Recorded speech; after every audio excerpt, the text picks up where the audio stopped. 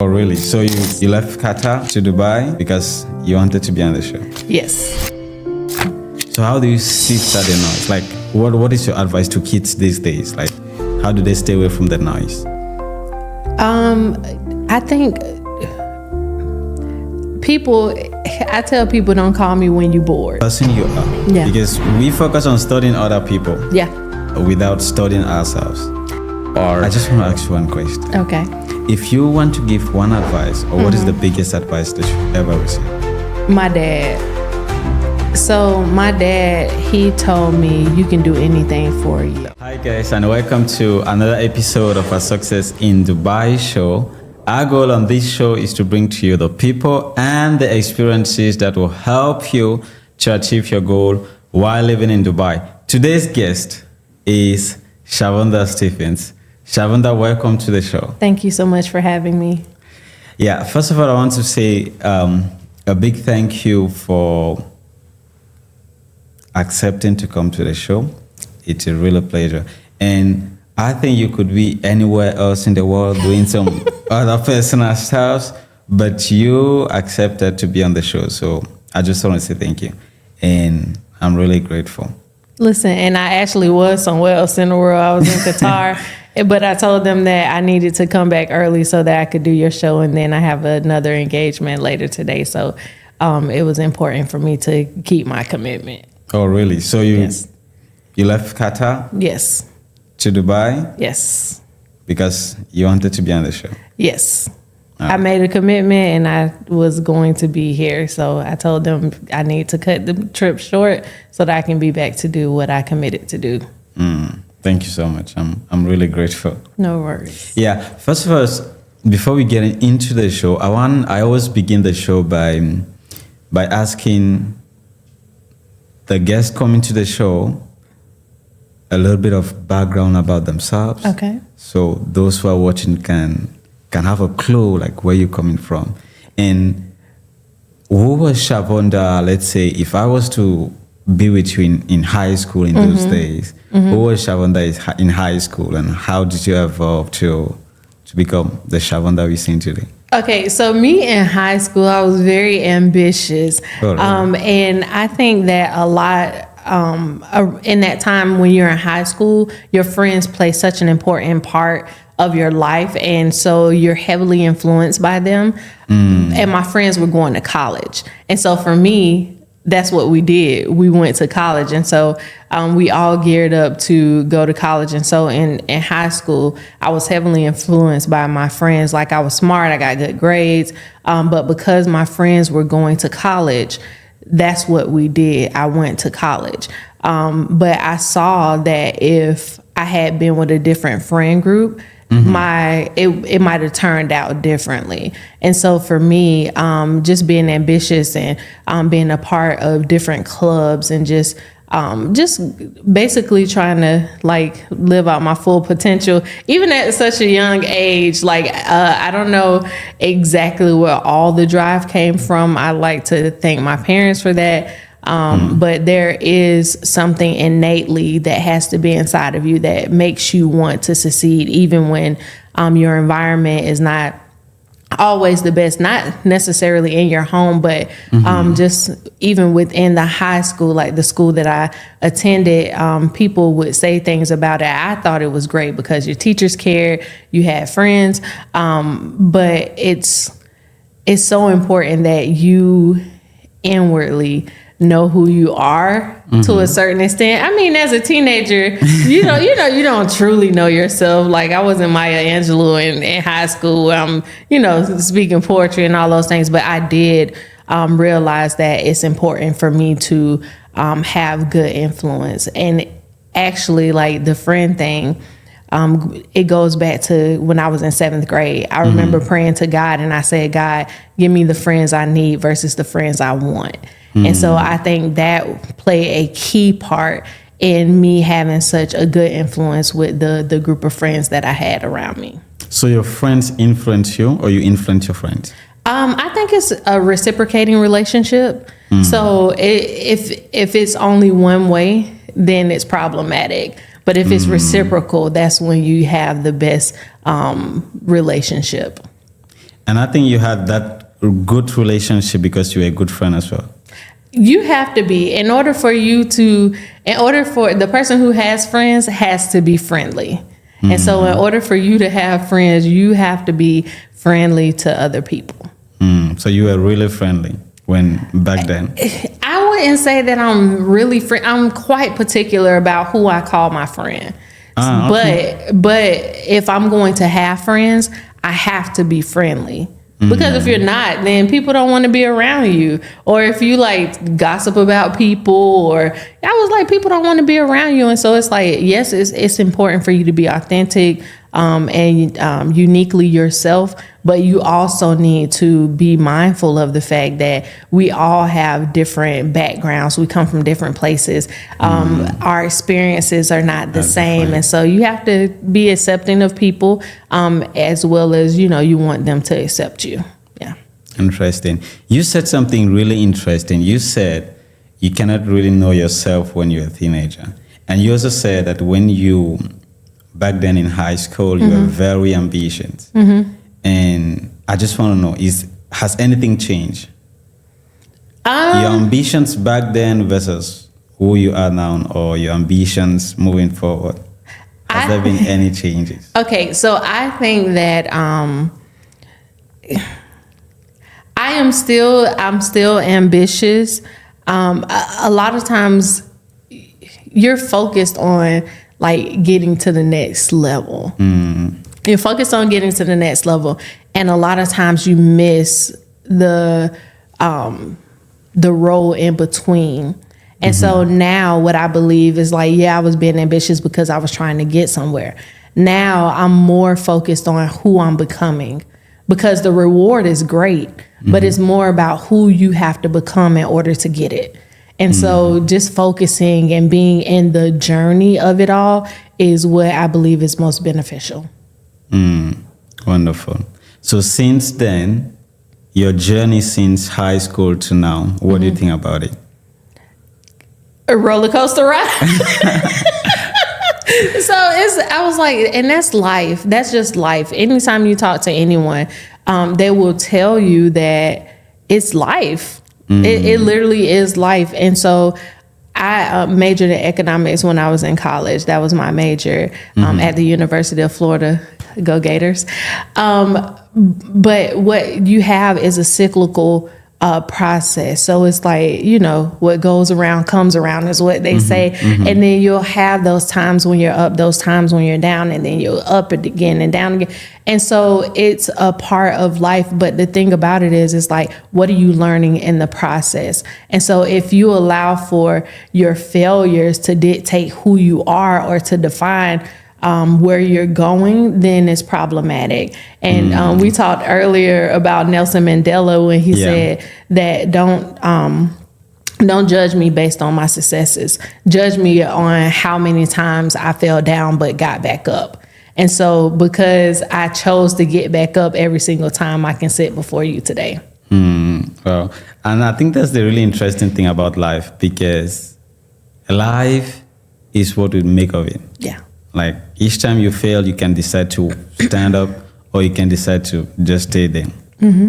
And so if you keep standing up every time you wake up or every time you fall down, that's what makes you maybe stronger, better, and maybe that's what makes you understand life in itself. For sure. Because if you don't understand life, and if you don't understand that life is going to go up sometimes and come down sometimes, whenever it comes down, you feel stuck and you stay down. Yeah. And you have to, if you get stuck, you can't stay there. Yeah. You can't stay there, because if you stay there, it's not good. It's not good, because it's not a good place to be. You start to become what you're in. And if you're in a place, the place called Lodabar. So if you're in a place called Lodabar, then you start to believe that this is it for me. And so if you have dreams and you have visions of where it is that you want to go, you can't stay there. Yeah, okay, cry for the moment, but then get back up because you have somewhere to go. Interesting. And that brings us to the next thing that I want us to talk about, because everyone that comes to the show, and the show is Success in Dubai. And everyone that comes to the show, I always like to ask them what they think about success. I think that success is like so multifaceted, and it means so many things to so many people. And so it's so important for us to have our own definition of what success is. And it could change as we live and we grow and we learn. And so for me, success is being content with who I am, where I am, with what I have.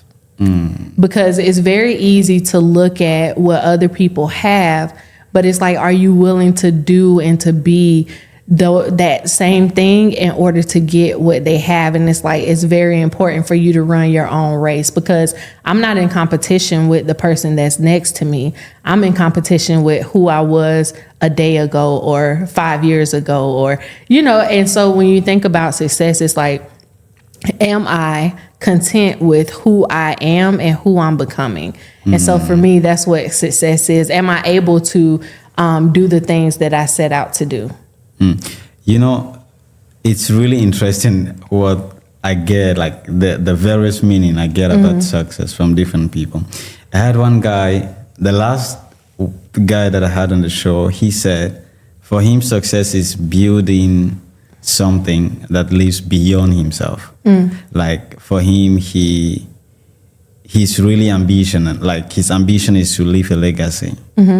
And some other one came to the show and he was like, success for him means is divided in 3 parts. So he owns a company, and he said success for him is he wants to see that his clients are successful.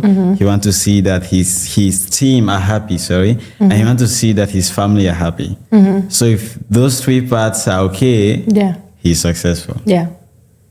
And it's up to the individual. I was like, it really depends on the person, and it depends on what season of your life you're in. It depends on what season of your life, because if you don't have a family, then you're not thinking about the legacy as much. You may be to the world, but not necessarily to this like individual family that you've created. And so with that, you have to decide what it is that you want to do and what mark you want to make. So if we talk about if we talk about legacy, okay, what do I want for people to remember about me? Then that's going to be different. And just thinking about the impact that you make on other people, because honestly, like they say, people won't remember what you say or what you did. They will remember how you made them feel. Yeah. And so when you think about it, we're all in the people business. Like we're in the people business. And so it's like when you think about any profession, you think about any club or anything that you're going to be a part of, it's a part of dealing with people. And I've heard someone say 80% of our job is learning how to deal with people. And I think that is what most people need to remember. We are in the people business. Yeah. And I always told myself many times, I'm going to strive as much as possible to kind of influence. I don't want to use the word influence, but leave an impact on the people around me. Because if people remember how you make them feel, it means they'll remember you forever. And something that I thought about when you were talking is it being authentic. Because you can want to make an impact on someone, but it not be real. And so the biggest person that we have to learn to manage in this life is us. And it's easy for us to make an impact on other people if we're being authentically ourselves. If I don't have to cover up who I am, like my life when I'm at home and my life when I'm in front of people is the same, then I never have to disguise who I am in any place because I just am who I am. Yeah. And so it's so important for us to be authentic, and being able to impact people is so much easier when you are being your authentic self, because you're going to draw the people that you're supposed to draw. But if I'm being fake, I'm not drawing the people that I'm supposed to draw. I'm drawing people that are attached to this persona or attached to this personality. And so I think that it's more important that we be ourselves. And if I'm good for me, then I'm going to be good for everyone else. But if there's nothing within me that I have, then I can't do anything else for anyone. Yeah, and I think it's kind of like the law of attraction, right? Like you attract literally who you are. Listen, and I was thinking about this the other day, and even when you think about in relationships, you attract who you are, and it's like, it's not the other person, it's you. And so if you want better, become a better person. Yeah. And I was like, that might be a tough pill to swallow, but I was like, it was when I had to swallow for myself. But it's true. It's so true. It's like, if you want to attract something different, you have to become different. Insanity is doing the same thing over and over again and expecting a different result. And so if you want to draw the right person, or you want to draw the right career, you want to draw all those things, you have to decide, what are you willing to give in order to get it? And it reminds me of what Jim Rohn usually says. Like, if you want a better job, you have to skill up. Yeah. Because some people just stay where they are, but they're hoping somehow to get a better job or a better result or better something. Yeah. But they're not willing to change their situation. Yeah. They're not willing to move from where they are right now or at the moment. Listen, let me tell you. So I had just graduated college. Granted, the U.S. was in like an economic downturn. This was 2008. Do not try to do the math to find out how old I am. But this was 2008. And so there was an economic downturn in the U.S. And so it was hard to find a job. I just graduated from college. And I had this degree with economics, was my major, with a minor in business. But it was really hard for me to find a job. So I was donating plasma, relying on my parents and my family to help me while, I was in transition and I didn't have a job. And so I remember coming to myself and realizing, Shavonda, you have to do something. If you want to be better, you have to do something. And so one of my roommates at the time, she was like, hey, did you think about becoming a tutor? And I was just like, I don't want to do anything with education because they don't make any money. But then, because, I might have got a little hungry and I didn't want to donate plasma anymore, I was like, okay, let me go do this interview. And I wound up tutoring at Pay Center for Girls in Alachua County. And out of that, after being there for about 10 months, I decided, hey, I could do this full time. And that's how I got into education and teaching, because it went from me not having a job in an economic downturn to me becoming a tutor, and then deciding I want more, and then becoming a full-time teacher. And so if you fast forward, okay, I work in the U.S. for 10 years in educations in different capacities. And then I had a colleague that was here in Dubai. And so she was here, and I told her, I said, girl, I'm gonna send you my resume. and so I wound up sending her my resume, and I got an interview, and I wound up getting a job. And so now I'm in Dubai. 5 years have passed by since I've been here. And so that decision to become the tutor, to become the teacher that allowed me to come live and work in Dubai is part of the reason why I'm here. But even going further back than that, I remember as a little girl, I would have these dreams where I was standing in front of a crowd, and I knew that it was not in America. I knew I was not in America, but I was in front of a crowd of a bunch of different people